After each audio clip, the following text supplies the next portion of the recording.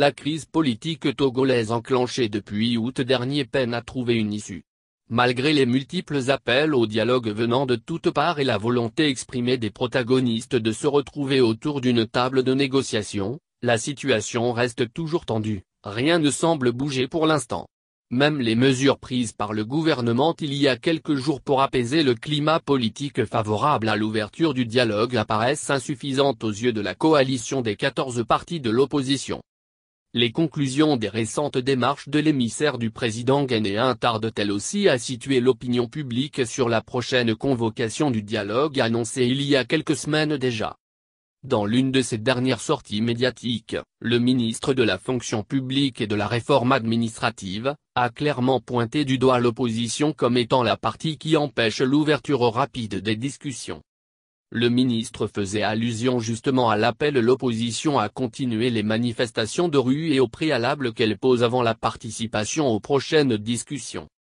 Au-delà de toute spéculation, la seule chose qui est vraie à l'instant est que le dialogue annoncé ne s'ouvre pas. Le gouvernement de son côté à qui le devoir revient de fixer la date de l'ouverture du dialogue et d'inviter les parties concernées ne le fait pas encore. Y a-t-il des préparations dans les coulisses qui échappent à l'opinion publique ? Nul ne le sait. L'opposition de son côté a plusieurs fois laissé entendre qu'avant sa participation au dialogue, il faudrait que le gouvernement lève l'état de siège sur les villes de Sokodé, de Bafilo et de Mango. En dehors de cette doléance, la coalition des 14 partis de l'opposition revendique la libération des autres manifestants arrêtés lors des manifestations de rue. Faut-il comprendre par là que ce sont ces préalables non obtenus qui bloquent l'ouverture du dialogue annoncé ? De toutes les façons, l'opposition choisit pour l'instant de rester dans la rue pour, dit-on, faire pression avant le dialogue, ce qui suppose que la tension reste entretenue. Et le commun des mortels est en droit de se demander si cette situation telle qu'elle se présente favorise le dialogue ?